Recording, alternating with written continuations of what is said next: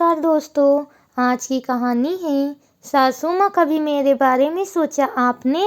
कहानी पसंद आए तो कहानी को लाइक और चैनल को सब्सक्राइब जरूर करें। नैना के पेट में तेज दर्द था, समझ में नहीं आ रहा था क्या करे। घर के काम भी पड़े थे। अभी अभी वह अपनी ननंद पूनम के साथ मार्केट से लौटकर आई थी और पूनम जबरदस्ती उसको अपने साथ ले गई थी। उसने पूनम से कहा भी था, दीदी घर में सारा काम पड़ा है और मेड भी नहीं आ रही है, आप किसी और के साथ मार्केट चली जाइए। लेकिन पूनम ने उसकी एक न सुनी। नैना सोचने लगी, जब जब पूनम आती है तो हर बार यही होता है, पूरा परिवार मुझे अनदेखा कर देता है और सारा काम मैं अकेले करती हूँ।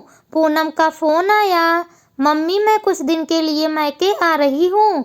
पूनम दीदी का फोन आते ही नैना घबराने लगती कि अब तो पूनम दीदी आने वाली हैं, फिर वही प्रताड़ना हमको झेलनी पड़ेगी। कुछ दिन बाद पूनम दीदी अपने बच्चों के साथ आ गईं। नैना ने हर तरह से उनका स्वागत किया।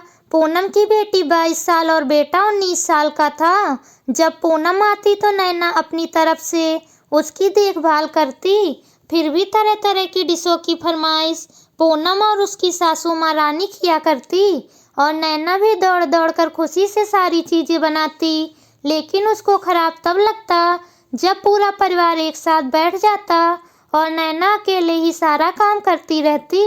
जब उसके खाने का समय आता तब तक या तो सारा सामान समाप्त हो चुका होता या बहुत थोड़ा बचता। नैना कभी कुछ बना लेती, कभी ऐसे ही सो जाती। सारा दिन पूनम और रानी जी रूम में बैठी पता नहीं क्या क्या बातें करती रहती। कभी नैना से नहीं कहती कि आओ तुम भी मेरे साथ में बैठो या फिर आओ तुम भी मेरे साथ में खा लो। हमेशा उसको अलग ही रखते खुद से। यहाँ तक उसके पति निखिल भी अपनी बहन की खातिरदारी में नैना को तरह तरह के डिश बनाने के लिए बोलते रहते। पूनम के दोनों बच्चे भी अपनी माँ के नक्शे कदम पर चलते हुए वैसा ही व्यवहार करते। जैसे ही नैना थोड़ी देर आराम करने के लिए बैठती वैसे ही आकर बोलते, मामी हमको यह चाहिए या दे दीजिए। नैना कहती कि जाओ अपने आप जाकर यह सामान ले लो। लेकिन तभी रानी जी बोल पड़ती, 2 दिन को बच्चे आए हैं तो क्या उनके लिए इतना भी नहीं कर सकती हो। नैना को जबरदस्ती मन मार कर उठना ही पड़ता। कभी रानी जी या नहीं सोचती कि सबके आने से नैना का काम इतना बढ़ जाता है तो उसकी कुछ सहायता ही करवा दें। पूनम भी या कभी नहीं सोचती कि थोड़ी सी नैना की मदद करवा दें। पूनम की अपनी ननद से तो बिल्कुल नहीं बनती, ना ही कभी उसे बुलाती। लेकिन अपने मायके में आकर पूनम नैना पर बहुत ज्यादा हुक्म चलाती। आखिर आज तो हद ही हो गई। पूनम जबरदस्ती नैना को बाजार लेकर गई थी और लौटते लौटते रात हो गई। अब मेड तो आई नहीं थी, सारा काम पड़ा था और नैना के पेट में तेज दर्द भी हो रहा था। पूनम तो बाजार से आने के बाद आराम से रूम में बैठकर सबके साथ गप्पे मारने लगी। रानी और निखिल भी साथ में बैठे थे।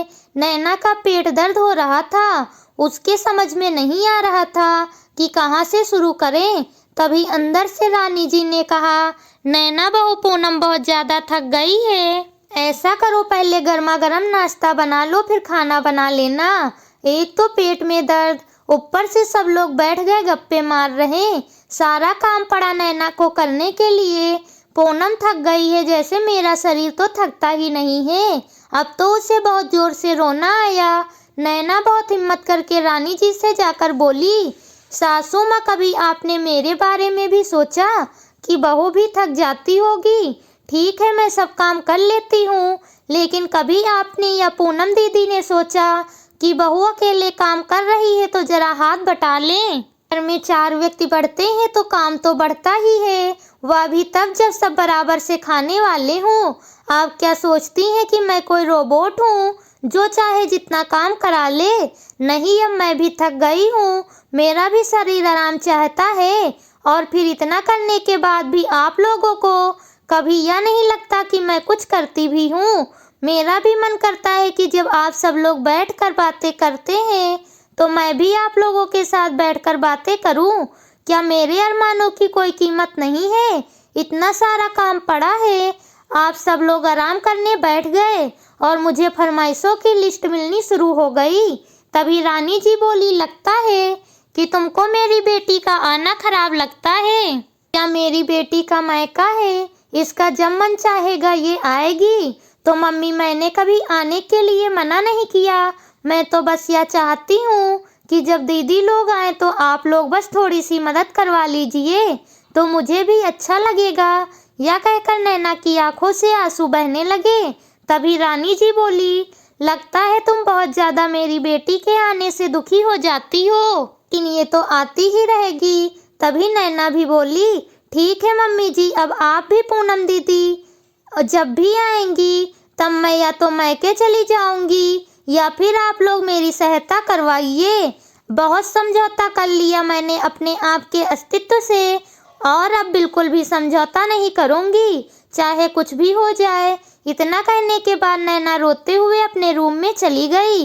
पूनम और रानी जी वहीं पर बैठी बैठी नैना के बारे में उल्टी सीधी बातें बनाने लगी। कुछ लोग अपनी गलती मानकर कभी भी सुधरना ही नहीं चाहते। ऐसी ही पूनम और रानी जी थी।